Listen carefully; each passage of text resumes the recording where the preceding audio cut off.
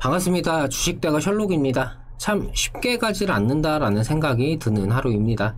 전일 미증시는 중국을 필두로 한 아시아 증시의 급락의 영향에서 비교적 자유로운 모습으로 보합권 출발을 하였지만 코로나 우려감의 재확산 및 이로 인한 변동성 확대 등의 이유로 미증시 주요 기업들의 실적이 예상치보다 잘 나왔음에도 불구하고 차익 매물 출회 등 시장 전반적인 하락을 하면서 우리 증시 금일 조정을 강하게 맞은 모습입니다.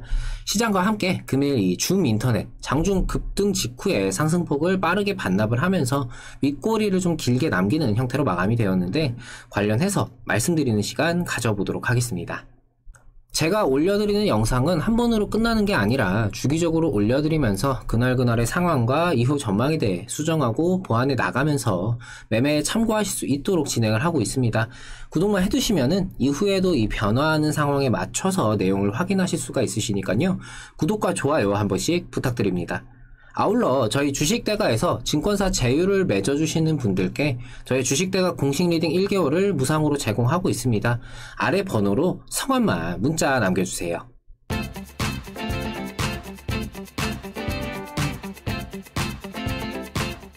시장 이야기를 먼저 하면서 시작을 해보도록 하겠습니다. 오늘 시장을 바라보는 인식들은 대체적으로 좀 비슷했는데요. 미증시 초반에는 보합권으로 출발을 하면서 중국 증시가 시장에 미치는 영향이 제한적이었고 결국 이 주요 기업들의 호실적과 함께 분위기를 다시금 잡아갈 수 있는 그런 상황이었는데요. 델타 변이 확산에 따른 우려감이 변수로 작용을 했습니다.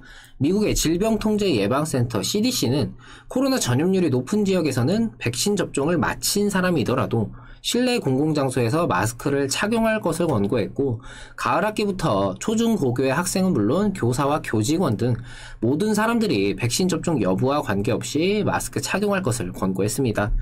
델타 변이와 관련해서 새로운 과학 데이터가 나오면서 백신 접종자에 대해서도 지침을 업데이트할 수밖에 없었다라면서 델타 변이에 감염된 일부 백신 접종자의 경우 다른 사람에게 바이러스를 전파할 위험이 있다라고 밝혔는데요.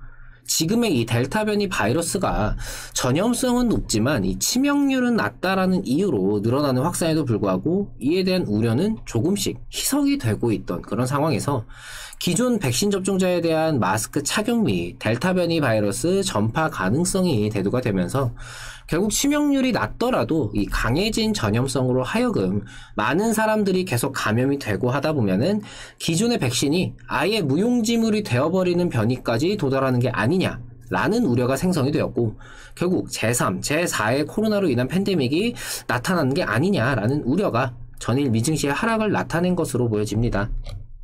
문제는 지금의 우려감이 시장에 영향을 크게 미칠 수 있는 요소고 미증시를 필두로 한 주요 기업들의 실적이 예상치보다 훨씬 상회하는 호실적이 나오면서 실적 가치줄의 부각이 나타나줘야 되는 지금의 이 시기와 겹쳤다라는 점, 동시에 지금의 델타 변이로 인한 변수는 당장에 희석되거나 해소되기가 좀 어려운 만큼 미증시의 조정세가 한동안 더욱더 이어질 수 있다라는 점까지 유럽과 아시아를 비롯해서 우리 증시까지 단발적인 조정이 아니라 아예 시장을 한번 출렁거리게 할 수 있다라는 점이 지금 시점에서는 가장 큰 문제다라는 생각입니다. 기존의 여러 변수가 산재하고는 있으나 결국 주요 기업들의 호실적을 바탕으로 시장이 안정화에 돌입할 것이라는 기대를 가지고 있었지만 이번 상황으로 인해서 일단은 조정에 대한 생각도 좀 염두에는 둬야 될 것 같습니다. 줌인터넷은 금일 오전에 급등을 한 차례 좀 보이고 직후에 좀 빠르게 상승폭을 바로 반납을 하는 그런 윗꼬리를 길게 단 모습을 보여줬습니다. 미국의 온라인 증권 플랫폼 로빈후드가 기업가치 40조 원을 목표로 나스닥 입성을 추진 중이다라는 소식이 영향을 끼친 것으로 보여지는데요. 줌인터넷은 KB증권과의 협업을 통해서 간편 MTS인 바닐라를 만들었고 기존 증권사의 MTS와 비교해서 복잡한 카테고리를 줄이고 관심 종목, 개인 자산 현황 등 투자자들이 자주 찾는 메뉴와 주식 매매에 꼭 필요한 기능들을 중점적으로 화면을 구성을 했습니다. 이 바닐라가 한국의 로빈후드가 되겠다라는 목표로 개발이 되었고 그 과정도 좀 유사하게 흘러가다 보니까 로빈후드의 상장을 통한 이 기업가치 평가가 줌인터넷에도 기대감으로서 작용을 해줬던 걸로 좀 풀이가 됩니다.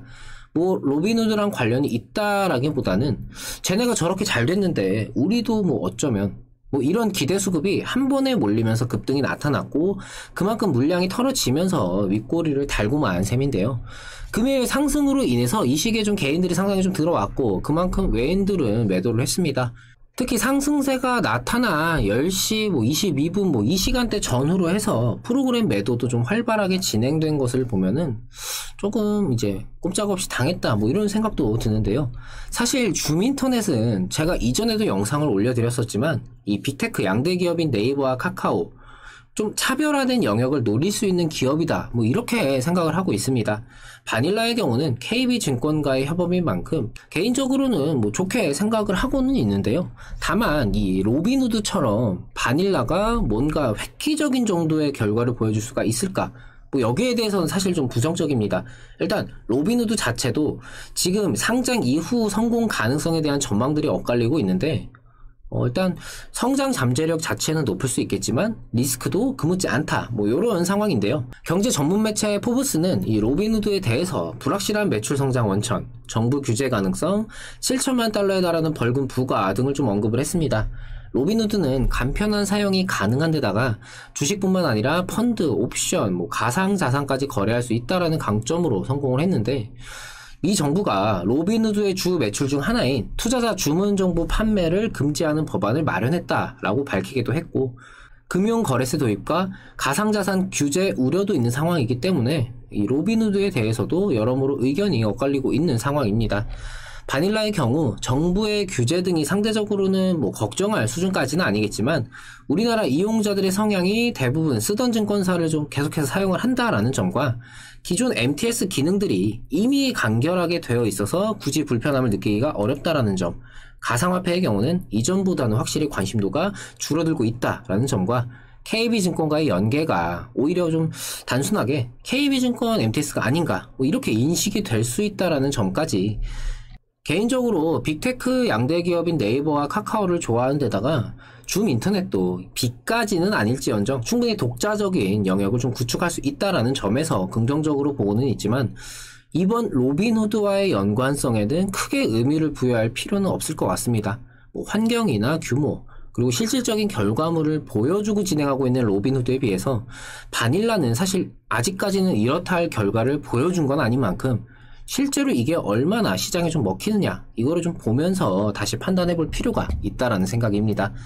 오히려 오늘의 주가 변동으로 인해서 상단부의 매물대가 좀 쌓이면서 이후 주가 흐름에 좀 발목을 잡을 수 있는 만큼 오늘 이 로빈후드와의 관련성으로 인한 급등은 차라리 없었으면 어땠을까 싶은데요. 물론 이게 지금 나쁘다라는 게 아니라 그렇게까지 당장 좋은 건 아니다라는 것으로 윗꼬리를 달고 나온 흐름인 만큼 어느 정도의 기대감만이라도 충족을 시켜준다면 아니면 다시금 그 기대감을 끌어올릴 수만 있다라면은 오늘의 움직임이 오히려 이후에 이 기대감으로 인한 상승 자체가 다시 만들어지는 데에는 그 기반으로서 충분히 작용을 해줄 수도 있다라는 생각입니다. 오늘의 주가 변동을 이후 이 줌인터넷을 둘러싼 투자 심리가 어떻게 받아들이느냐에 따라서 이번 주와 다음 주 정도까지는 흐름을 살펴볼 필요가 있겠다는 생각입니다. 매일 아침 7시 30분 유튜브를 통해서 공개방송을 진행하고 있습니다. 구독만 해두시면은 매일 편하게 방송 참여하실 수가 있으시니까요. 구독과 좋아요 놓치신 분들은 한 번씩 부탁을 드립니다. 금일 영상 여기서 마치도록 하겠습니다. 오늘 하루 마무리 잘 하시고요. 저는 내일 다시 찾아뵙도록 하겠습니다. 시청해주셔서 감사합니다. 고맙습니다.